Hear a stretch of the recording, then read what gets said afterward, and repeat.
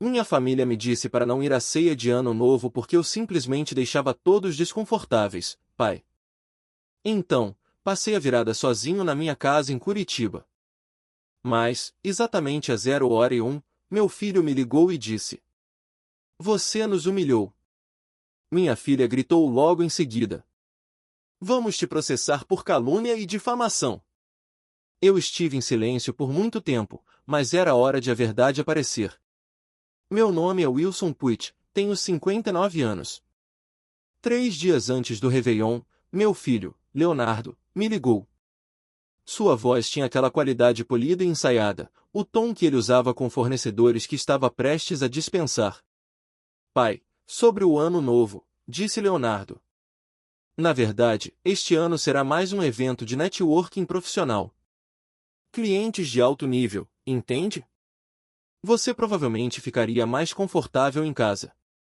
Eu entendi o que ele quis dizer. Aos 59 anos, eu me tornará um inconveniente, um estorvo. Entendo, respondi. O alívio inundou a voz dele. Desliguei e me sentei na cozinha da minha casa no bairro de Santa Felicidade, encarando o calendário. 28 de dezembro. Faltavam 3 dias para a festa perfeita deles. Mas para entender como cheguei aqui, como o filho que antes me trazia seus projetos escolares agora não suportava minha presença, você precisa voltar 4 anos no tempo. 4 anos atrás, Patrícia estava viva. Os almoços de domingo significavam Leonardo trazendo ideias sobre uma feijoada completa. Minha filha, Isabela, ligando de São Paulo. A pequena Abigail espalhada no chão da cozinha com giz de cera. Vovô, olha, ela dizia, segurando um desenho. É você, eu e um dinossauro. Patrícia observava do fogão, com aquele sorrisinho no canto dos lábios. Mais tarde, quando as crianças já tinham ido e a louça estava lavada, ela dizia: Você tem um dom, Wilson. Essa sua mente. Não deixe que ela junte poeira. Ela estava falando da minha pesquisa, dos algoritmos que eu vinha desenvolvendo para a Inova Diagnósticos, onde trabalhei por 32 anos. Patrícia acreditava nisso quando a política corporativa me desgastava. Então veio o diagnóstico. Câncer de pâncreas. Estágio 4. Ela morreu 6 meses depois, em uma manhã de terça-feira em outubro, segurando minha mão. No velório, Abigail tinha 5 anos. Ela ficou ao meu lado no cemitério municipal, sua mãozinha apertando a minha. Quando baixaram o caixão, ela olhou para cima com os olhos de Patrícia e perguntou: Ela está com frio? Eu não consegui responder. Nos primeiros meses, os filhos ligavam sempre. O luto aproxima as pessoas, mesmo que brevemente. Mas, aos poucos, as ligações tornaram-se mais curtas, menos frequentes. Leonardo começou a me interromper em reuniões na Inova. Os métodos do meu pai são sólidos, mas precisamos modernizar, ele dizia, como se eu já estivesse aposentado, como se fosse irrelevante. As ligações de Isabela viraram mensagens de WhatsApp. Muito ocupada, pai. Falamos depois? O depois nunca chegava. Eu me via sozinho naquela casa grande mais noites do que gostaria. Os óculos de leitura de Patrícia ainda estavam no criado mudo. Eu não conseguia tirá-los de lá. O jardim lá fora cresceu selvagem e eu não tinha ânimo para cuidar dele. Quando Patrícia morreu, algo neles morreu também. Ou talvez tenha apenas revelado o que já estava lá. Talvez, sem ela como cola, nunca tivéssemos sido realmente uma família. Apenas pessoas vivendo perto umas das outras, mantidas unidas pela vontade dela. 2 anos depois de enterrar minha esposa, tive uma revelação. Era 2 de março, de madrugada. Meu escritório estava iluminado apenas pelo brilho do monitor e pela luminária que Patrícia me dera há 20 anos. Eu trabalhava há meses em um algoritmo. Uma inteligência artificial para analisar exames de diagnóstico por imagem. Não apenas para ler os exames, mas para enxergar padrões, para detectar doenças precocemente. Doenças que matavam pessoas antes mesmo que os médicos soubessem o que procurar. Doenças como a que levou Patrícia. O código finalmente se encaixou. Recostei-me na cadeira, olhando para a tela. A foto de Patrícia me observava do canto da mesa, seu sorriso eterno. É isso, sussurrei. É o que você acreditava que eu pudesse fazer. Pela primeira vez em 2 anos, senti algo além de um vazio profundo. Senti propósito. Peguei o telefone e liguei para o Leonardo. Era tarde, mas isso não podia esperar. Pai, são 2 da manhã, ele atendeu, sonolento. Eu sei, mas tive uma descoberta. Uma de verdade. Este algoritmo pode salvar milhares de vidas. Houve uma pausa. A voz dele aguçou. Me conte mais. Eu contei. Contei tudo. Eu não tinha ideia de que aquele algoritmo, nascido do luto e de madrugadas de esperança desesperada, me custaria tudo o que me restava. Aquela ligação mudou tudo. Mas a descoberta precisava de validação técnica e jurídica. Entrei em contato com a Dra. Beatriz Hilton, da USP. Já tínhamos nos cruzado em congressos ao longo dos anos. O trabalho dela com redes neurais era brilhante. Nós nos encontramos em um café na Avenida Paulista em uma tarde cinzenta de março. Mostrei meu projeto no laptop. Ela estudou o código por 10 minutos em silêncio. Finalmente, recostou-se na cadeira. Wilson, isso é excepcional. Pode definir sua carreira. Ela mexeu o café, com um olhar atento. Mas preciso que você me ouça. Registre a patente antes de contar a qualquer pessoa. Antes de levar para a Inova, antes de contar para sua família. Minha família? Disputas de propriedade intelectual destroem relacionamentos mais rápido do que traição. Já vi trabalhos brilhantes serem reivindicados por pessoas que não contribuíram em nada. Proteja-se primeiro. O escritório do Dr. Ricardo Prestes ficava no centro de São Paulo, todo em vidro e aço. Ele era especialista em direito de propriedade intelectual para startups de tecnologia. Isso é sólido, disse ele, revisando minha documentação. Vamos dar entrada no pedido de patente no INPI, Instituto Nacional da Propriedade Industrial. Se alguém tentar alegar que desenvolveu algo semelhante, teremos um rastro documental que nem o melhor advogado consegue quebrar. A patente foi protocolada em 15 de março de 2022. Cada linha de código estava registrada e era legalmente minha. Eu não planejava precisar disso, eu só queria um seguro. Abril chegou com uma ligação do Leonardo. Pai, a Inova está em uma situação difícil. Precisamos de inovação para empolgar os investidores novamente. A voz dele tinha aquela vibração energética. Sei que você está trabalhando em diagnósticos. Pode nos dar uma consultoria estratégica? Senti-me bem por ser requisitado, por ser valorizado. Reunimos-nos na sede da empresa. Leonardo explicou onde a empresa estava perdendo dinheiro e para onde o mercado caminhava. Precisamos pivotar para diagnósticos baseados em IA. Esse é o futuro. Expliquei conceitos, estruturas para reconhecimento de padrões, como redes neurais poderiam ser treinadas com dados de imagem. Não entreguei o algoritmo completo, eu não era bobo, mas o suficiente para mostrar o potencial. Leonardo tomava notas entusiasmado. Isso pode salvar a empresa. 2 meses depois, ele me convidou para uma apresentação para investidores em São Paulo. Sentei-me ao fundo. Cadeiras de couro, mesa de embuia, homens internos caros de marca. Leonardo estava à frente, polido e confiante. A Inova Diagnósticos está sendo pioneira na integração de inteligência artificial em nossas plataformas, disse ele, passando por slides que eu nunca vira. Estamos posicionados para revolucionar a detecção precoce de doenças. Minhas estruturas, meus conceitos, apresentados como inovação da Inova. Um investidor olhou para trás, para mim. E quem é o senhor? Esse é meu pai, disse Leonardo suavemente. Wilson fundou a empresa. Ele tem ajudado com algum trabalho de base técnico. Ajudando. Como se eu fosse seu assistente. Após a reunião, Leonardo me entregou um documento. Apenas um termo de confidencialidade padrão, nada, para proteger o que estamos construindo. Levei o papel ao doutor Ricardo. Isso se refere às informações proprietárias existentes deles, disse o advogado. Não se estende ao seu trabalho independente. Sua patente é anterior a isso.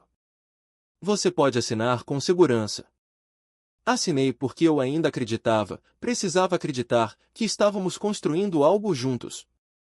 Que aquela história de trabalho de base era apenas o Leonardo gerenciando a percepção dos investidores.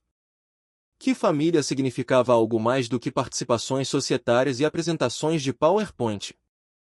Ao longo do ano seguinte, vi meu trabalho tornar-se a realização dele, e não disse nada.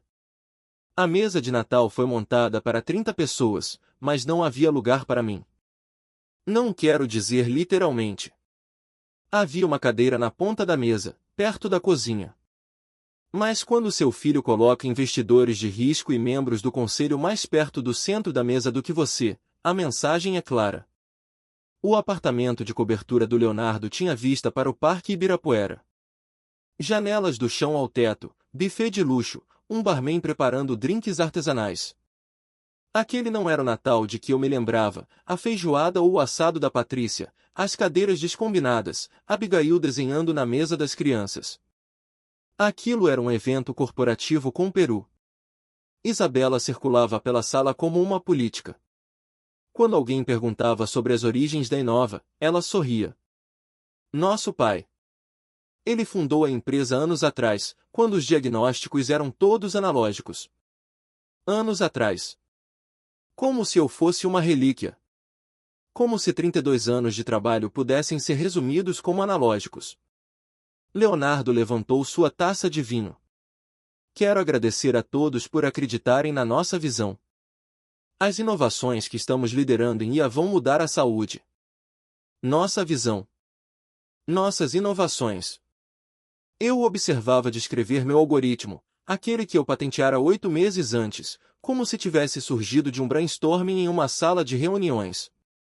Uma mulher em um terno sob medida virou-se para mim. Senhor Wilson, o senhor deve estar tão orgulhoso. Como é ver seu filho levar a empresa para o futuro? Antes que eu pudesse responder, Leonardo interrompeu. Os métodos do meu pai eram muito tradicionais. Nós modernizamos a abordagem, trouxemos talentos mais jovens, processos mais ágeis. Ele sorriu. A sala sorriu com ele. Eu tinha 59 anos e meu filho acabará de me chamar de obsoleto na frente de 30 pessoas. Abigail puxou minha manga. Tinha 7 anos na época, os olhos da Patrícia. Vovô, por que você está triste?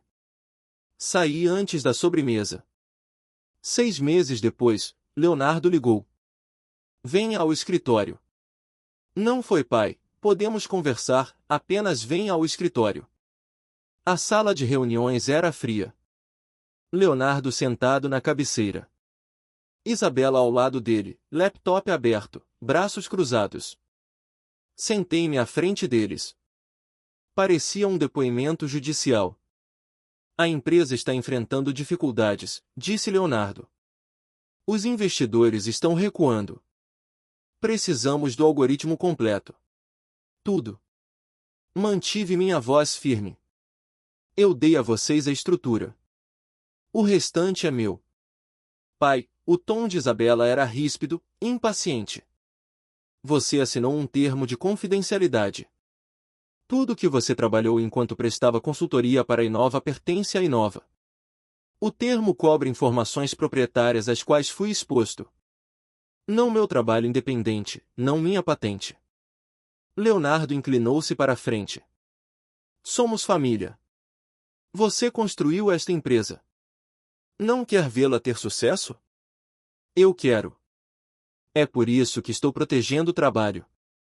O maxilar dele travou. Família não processa família. Levantei-me. Minhas mãos tremiam, mas minha voz não. Família também não rouba de família. O rosto de Isabela corou. Você está sendo irracional. Saí da sala.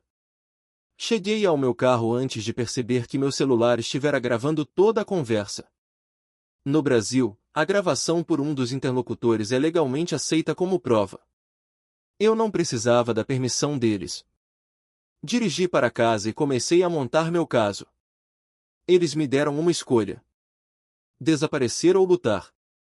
Eles cometeram um erro, presumiram que eu desapareceria. Eles não apenas roubaram meu trabalho, tentaram me apagar completamente. Primeiro foram as reuniões. Passei 32 anos na Inova, meu nome estava na junta comercial como fundador original. Mas, de repente, eu não era mais copiado nos e-mails. Sessões estratégicas aconteciam sem mim. Quando perguntei ao Leonardo, ele disse: "Estamos simplificando a tomada de decisões, pai. Não leve para o pessoal. Tudo é pessoal quando é o trabalho da sua vida." Depois vieram os jantares. O aniversário da Isabela em julho, descobri por uma foto no Instagram 3 dias depois. O aniversário de casamento do Leonardo em agosto, a mesma coisa. Eles ainda se reuniam, ainda celebravam.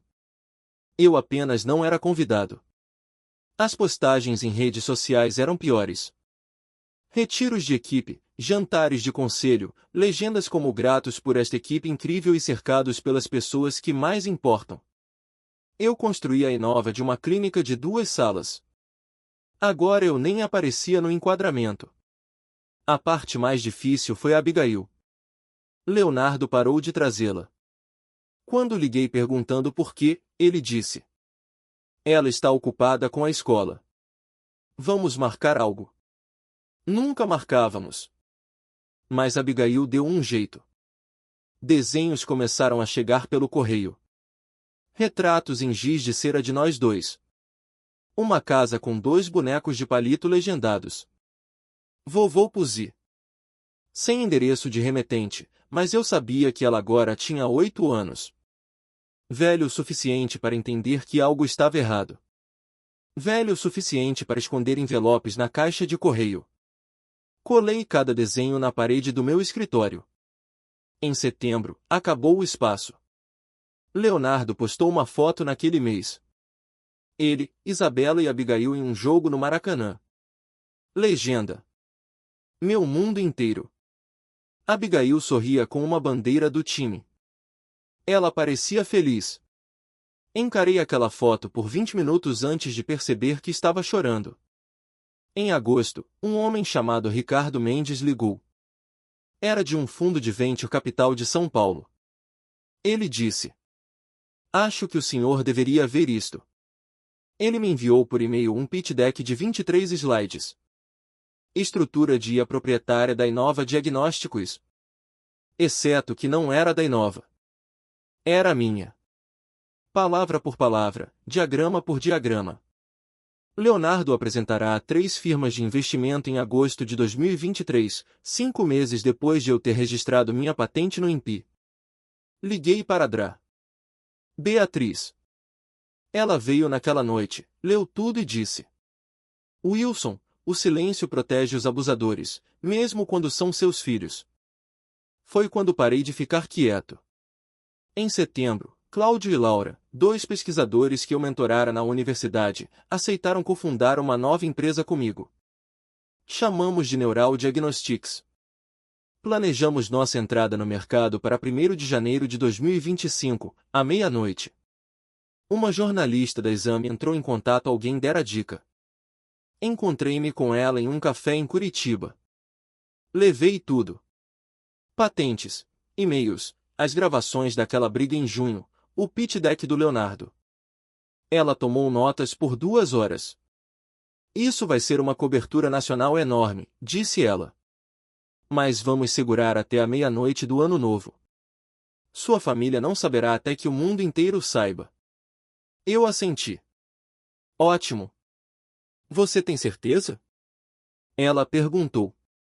"Uma vez que isso for público, não tem volta. Eles já levaram tudo.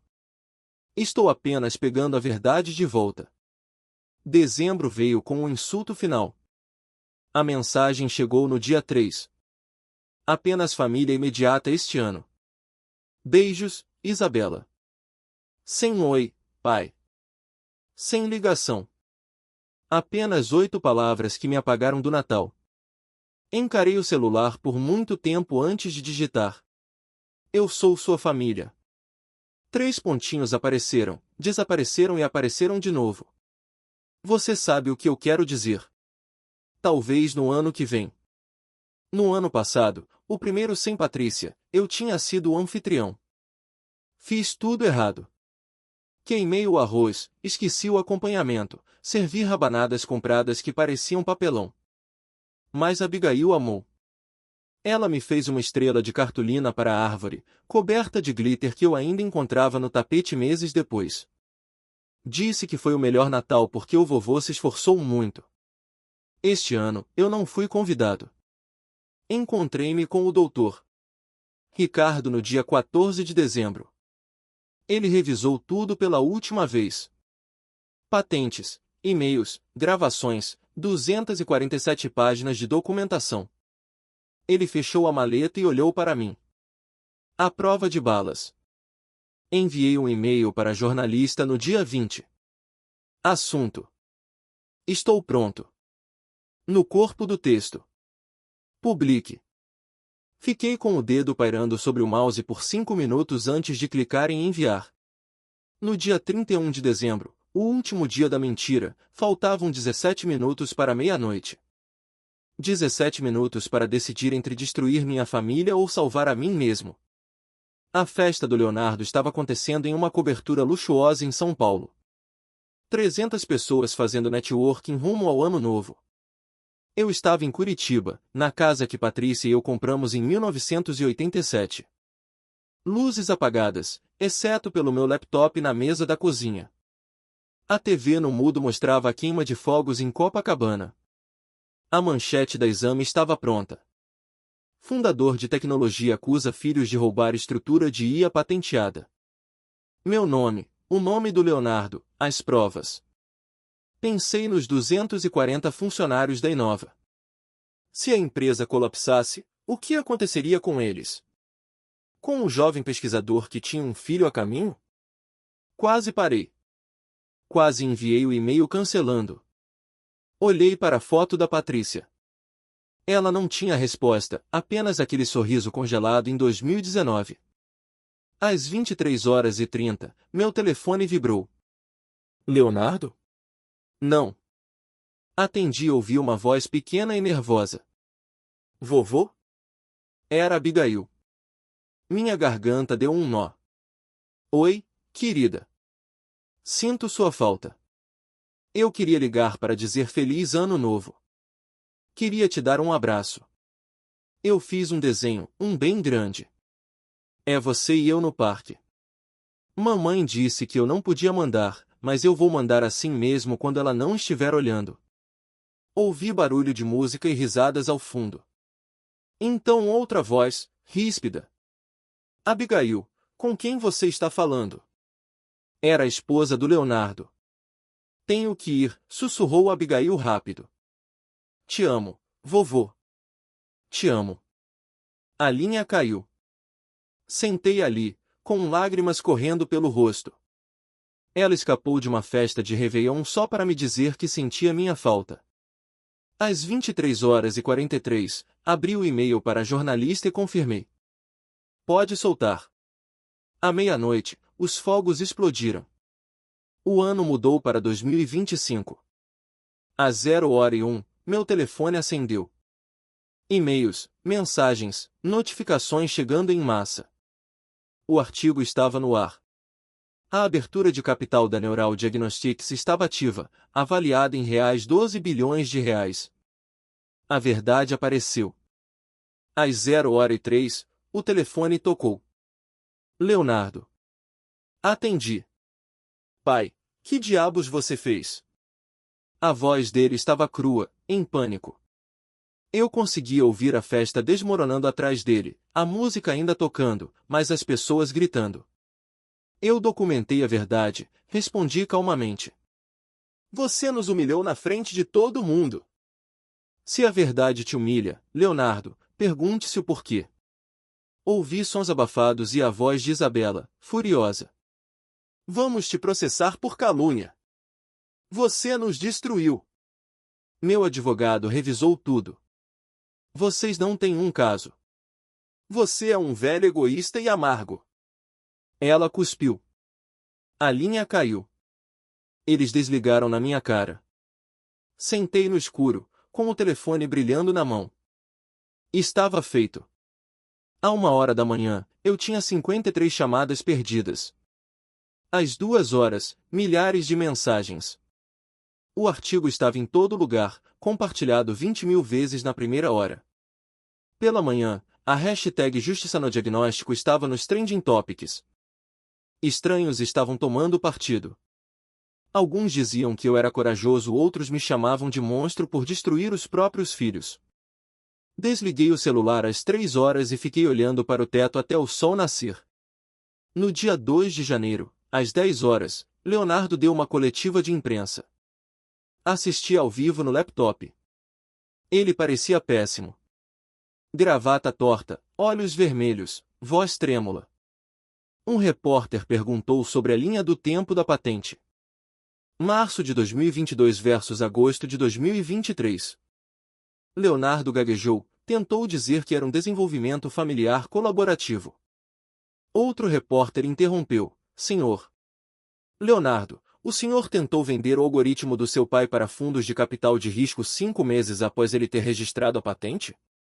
Leonardo congelou, olhou para alguém fora da câmera e saiu do palco. O vídeo viralizou ao meio-dia. Às 16h, o Conselho de Administração da Enova realizou uma reunião de emergência. Leonardo foi suspenso imediatamente. Em 4 de janeiro, grandes parceiros hospitalares rescindiram contratos com a Enova citando preocupações éticas. As ações da empresa despencaram 31%. Foi quando as mensagens dos funcionários começaram a chegar. O pesquisador que eu conheci escreveu: Senhor Wilson, tenho 2 filhos e uma hipoteca. Sei que a culpa não é sua, mas estou apavorado. Metade do laboratório será demitido. Li aquela mensagem 5 vezes. Eu queria justiça, não queria que pessoas inocentes perdessem o sustento. Respondi imediatamente, oferecendo cartas de recomendação e dizendo que a Neural Diagnostics estava contratando. Mas o estrago estava feito. A vitória tinha gosto de cinzas. No dia 11 de janeiro, outra mensagem do Leonardo. Pai, por favor. Preciso falar com você. Só 5 minutos. Deletei. No dia 12, ele ligou às 8h. Atendi pensando na Abigail. Pai. A voz dele estava rouca, como se não dormisse há dias. Obrigado por atender. Sinto muito. Não sei se isso significa algo para você. Por que agora? Perguntei com a voz plana. Por que você foi pego? Por que perdeu tudo? Os dois, ele soltou um suspiro trêmulo. Mas também porque finalmente vejo o que fiz com você. Não apenas a patente. Os jantares, o Natal, tornar você invisível. Eu me convenci de que estava salvando a empresa, protegendo o legado, mas eu estava apenas destruindo tudo. Destruindo você. Fechei os olhos. Você não apenas roubou meu trabalho, Leonardo. Você me apagou da minha própria vida. Da vida da minha neta. Eu sei. E eu não sei como consertar isso. Você não conserta. Você apenas assume. Se quiser fazer o que é certo, conte a verdade publicamente. Não porque um advogado mandou, mas porque é a verdade. 3 dias depois, em 15 de janeiro, Leonardo postou uma declaração oficial. Sem polimento de assessoria de imprensa, apenas a verdade. Ele admitiu tudo. A tentativa de roubo, a humilhação, a exclusão. Anunciou sua renúncia permanente. Enviei a ele uma mensagem privada de 4 palavras. É um começo. Não, eu te perdoo. Apenas é um começo. Cura não se parece com reconciliação imediata, parece-se com limites e verdade. 1 ano depois, passei o Réveillon de forma diferente. Em fevereiro de 2025, dei a palestra principal em uma conferência de inovação médica. Quando terminei, 2.000 pessoas se levantaram. Recebi mensagens dizendo: "Obrigado por provar que idade não significa ser obsoleto." Em abril, Leonardo e eu nos encontramos para um café. Não foi caloroso, não foi fácil, mas foi honesto. Ele começou a fazer terapia e estava trabalhando em um cargo inicial em outra empresa para recomeçar do zero. Perguntou se eu aceitaria ver a Abigail. Eu disse que sim. Por ela, não por ele. No dia 31 de dezembro de 2025, eu não estava sozinho. Minha casa estava cheia. Cláudio, Laura, Dra. Beatriz, Ricardo. Brindamos à meia-noite. A família que escolhemos, disse meu amigo. Eu não era mais invisível. Eu perderá meus filhos, mas encontrar a minha voz. Às 0h14, uma notificação. Assunto: "Posso te ligar?" De Abigail Puig. Ela criará uma conta de e-mail própria. Oi, vovô. Papai disse que eu podia fazer uma chamada de vídeo se você quisesse. Você quer? Sinto sua falta. Com amor, Abigail. Abri o aplicativo. Lá estava ela, com 9 anos, mais alta, os olhos da Patrícia. Oi, vovô. Oi, querida. Ela segurou um desenho na frente da câmera. Somos nós no parque. Você lembra? Eu lembro, meu amor. Conte-me tudo. Ela falou, e eu sorri através das lágrimas. A cura não tem um cronograma, mas começa com a verdade. Aprendi 3 coisas da maneira mais difícil. Documente tudo. Estabeleça limites cedo. E fale. O silêncio não mantém a paz, apenas permite que a injustiça cresça. Você não é obsoleto. Suas contribuições importam. Não espere por um acerto de contas à meia-noite para reivindicar o que é seu. Obrigado por ouvir minha história até o fim. Se ela tocou você, deixe um like, escreva nos comentários o que mais te marcou e não se esqueça de dizer de onde você é. Inscreva-se no canal, muitas outras histórias ainda estão por vir.